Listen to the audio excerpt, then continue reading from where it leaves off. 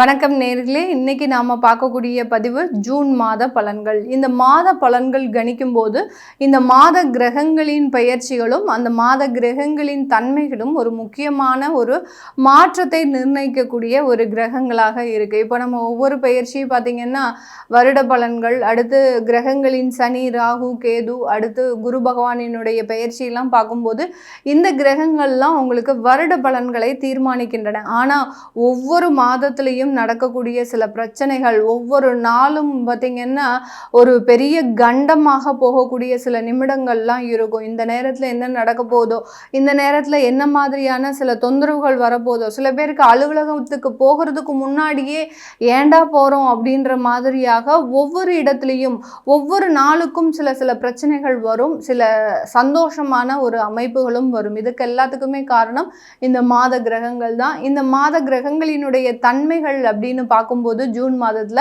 மேஷ ராசியில செவ்வாய் பகவான் ஆட்சி பெற்று இருக்கிறார். ரிஷப ராசியில சூரியன் பகவான், அடுத்து மிதுன ராசியில குரு, சுக்கிரன், புதன், அடுத்து சிம்ம ராசியில கேது பகவான், கும்ப ராசியில ராகு பகவான், சனி பகவான் இயல்பு தன்மையோட மீன ராசியில இருக்கிறார்.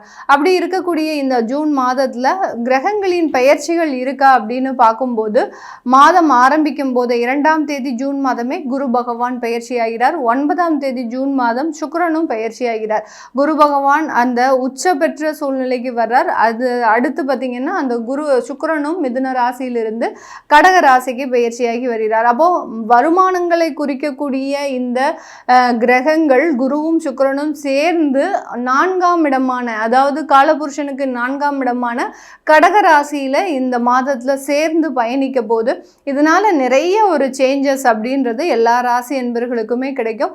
அடுத்து பார்த்தீங்கன்னா 16ஆம் தேதி சூரியனாகப்பட்டவர் ரிஷப ராசியிலிருந்து அந்த மிதுன ராசிக்கு பயிற்சியாகி வருகிறார். செவ்வாயாகப்பட்டவர் 21ஆம் தேதி ஜூன் மாதம் அந்த மேஷ ராசியிலிருந்து ரிஷப ராசிக்கு பயிற்சியாகி வருகிறார். 23ஆம் தேதி புதனாகப்பட்டவர் தன்னுடைய சொந்த ஆட்சி வீடான அந்த மிதுன ராசியிலிருந்து கடக ராசிக்கு பயிற்சியாகி வர்றார். அப்போ இந்த மாதத்துல 1/1 கிரகங்கள் எல்லாமே பயிற்சியாக போகுது. அப்படி இருக்கும்போது இந்த மாதத்துல என்ன பலன்கள் கிடைக்க போகுது, என்ன மாதிரியான சில விஷயங்கள்ல நீங்க ரொம்ப கவனமா இருக்கணும் அப்படின்றத நம்ம இந்த பதிவுல தெளிவா பார்க்க போறோம். இந்த சேனலை முதன்முறையா பார்க்குறீங்க அப்படின்னா சப்ஸ்கிரைப் பண்ணிக்கோங்க, பெல் பட்டன்ல ஆல் ஆப்ஷன் சூஸ் பண்ணிக்கோங்க. இந்த மாத பலன்கள், ஜூன் மாத பலன்கள்ல நம்ம பார்க்கக்கூடிய அடுத்த ராசி என்பர்கள் ரிஷப ராசி என்பர்கள். ரிஷப ராசி என்பர்களுக்குன்னு சில ஸ்பெசிஃபிக்கான குணம் அப்படின்னு பார்த்தீங்கன்னா, தன்னுடைய குடும்பத்தில் இருக்கக்கூடிய நபர்களுக்கு ஏதோ ஒரு தன்மான பாதிப்பு, அதாவது கணவரை யாராவது வெளியிடத்தில் தப்பாக பேசிட்டாங்க அப்படின்னா அதனால மிகவும் ஒரு மிகப்பெரிய அளவுக்கு வருத்தப்பட்டு அந்த கணவரினுடைய சுய கௌரவத்தை மிகவும் பெரிய அளவுக்கு பாதுகாப்பவர்கள் இந்த ரிஷப ராசியில் இருக்கக்கூடிய ஒரு நபர்கள். இந்த ரிஷப ராசியில் இருக்கக்கூடிய அந்த நபர்களுக்கு சுய கௌரவம் அப்படின்றது மிகப்பெரிய அளவுக்கு இருக்கும். பணம், வருமானம், உறவுகள் இதெல்லாமே அடுத்தபட்சம்தான். தன்மானத்தோட வாழணும். நம்ம இவ்வளோ உழைக்கிறது, இவ்வளோ ஒரு சமுதாயத்தில் ஒரு ஆளாக இருக்கிறதுக்கு எல்லாத்துக்குமே காரணம் அந்த சுய கௌரவம் தான். அந்த சுய கௌரவத்துக்காக தன்னைத்தானே சில இடத்துல மிகவும் மாற்றிக்கொள்ளாதவர்கள் இந்த ரிஷபராசி என்பர்கள். இதனாலவே நிறைய ரிஷபராசி என்பர்கள் பார்த்தீங்கன்னா தனிமை விரும்பிகளாக இருப்பாங்க. எங்கேயாவது பொது இடத்துக்கு போனால் தானே ஏதாவது பிரச்சனை வரும்.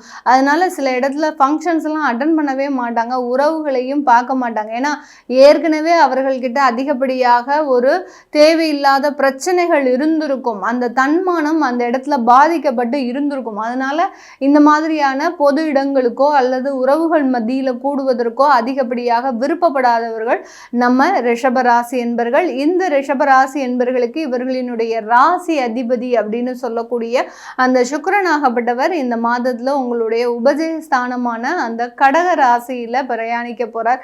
இந்த கடக ராசி அப்படின்றது பார்த்தீங்கன்னா ஒரு நீர் ராசி.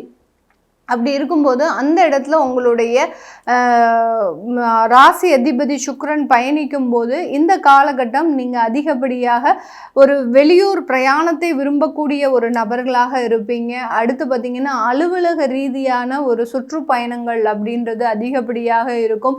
அடுத்து ஒரு மென்டல் டென்ஷன் அப்படின்றது அந்த வருமானத்தில் இருக்கும். அந்த வருமானத்தில் இருக்கக்கூடிய அந்த நிதி பற்றாக்குறை அப்படின்னு சொல்கிறோம் இல்லையா, எவ்வளோ சம்பாதிச்சாலும் போத மாட்டேங்குது மேடம், மாதம். ஏதோ ஒரு இடத்துல நம்மளுக்கு துண்டு விழுந்துக்கிட்டே இருக்கு அப்படின்னு சொல்லக்கூடிய அளவு இருக்கு. அந்த ஃபினான்ஷியல் ஸ்ட்ரகிள்ஸ் அப்படின்றது இந்த இடத்துல கொஞ்சம் அதிகரிக்கக்கூடிய ஒரு மாதமாக தான் இந்த ஜூன் மாதம் இந்த ரிஷபராசி என்பர்களுக்கு இருக்கும்.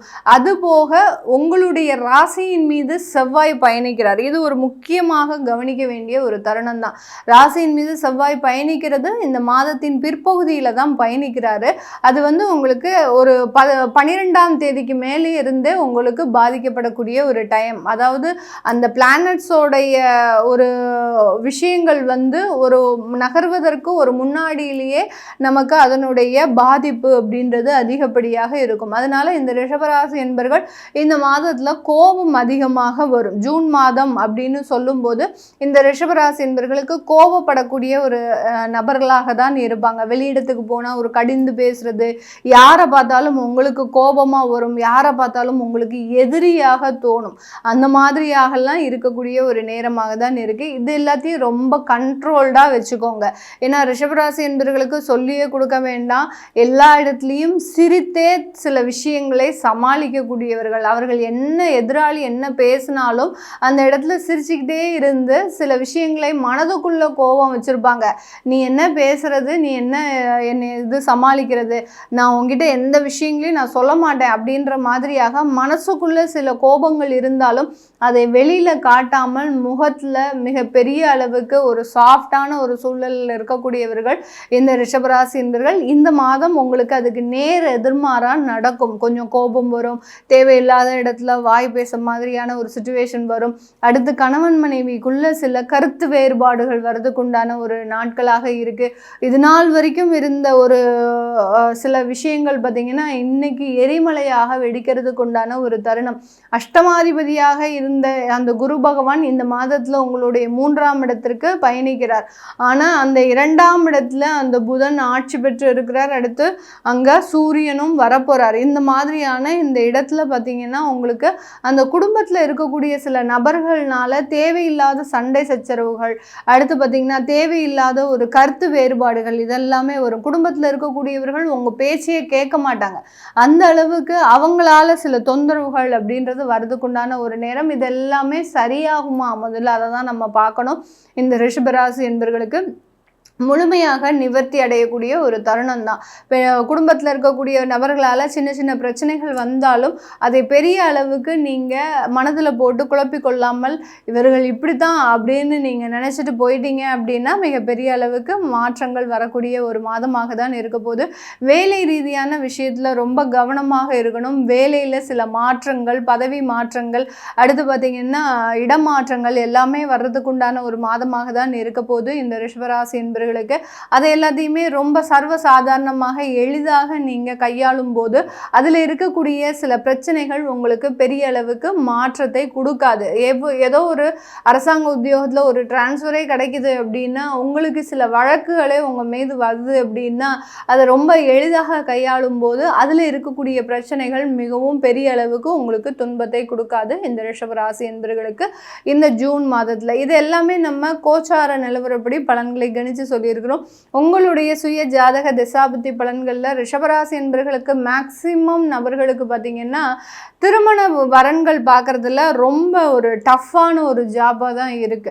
அவர்களுக்கு வரன் தேடக்கூடிய முயற்சிகள்ல மிகப்பெரிய அளவுக்கு ரிஸ்கான சில விஷயங்கள்லாம் இருக்கு. ஏன்னா வரன் பார்க்கும்போது இந்த பொண்ணு நல்லா இருக்குமா, நல்ல கேரக்டரா இருக்குமா, தன்னுடைய பையனுக்கு நல்ல ஒரு உகந்த ஒரு மனைவியாக இருப்பாளா, அதே மாதிரி கணவனுக்கு பையனை வரனா பார்க்கும்போது இந்த பையன் நல்லா சம்பாதிப்பானா, நல்ல சொத்து சுகங்கள்லாம் சேர்ந்து வைப்பானா, தன்னுடைய மகளை ஒரு துன்பப்படுத்தாமல் வச்சிருப்பானா, இந்த மாதிரியான சில ரிஸ்க் ஃபேக்டர்ஸை பார்த்து இந்த ரிஷபராசி என்பவர்களுக்கு அந்த வரன் தேடக்கூடிய சில விஷயங்கள்ல மிகவும் ஒரு கடினமான ஒரு முறை அப்படின்றது இருக்கு. இது எல்லாத்தையுமே உங்களுடைய திசாபுத்தியின் மூலமாக, உங்களுடைய ஜாதகம் மூலமாக எளிதாக நிவர்த்தி செய்ய முடியும்.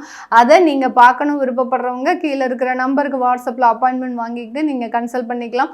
உங்களுடைய குழந்தைகளுக்கு ஜாதகம் எழுதணும், நியூமராலஜி படி பெயர் வைக்கணும்னு நினைக்கிறவங்களும் கீழே இருக்கிற நம்பருக்கு வாட்ஸ்அப்பில் மெசேஜ் அனுப்புங்க.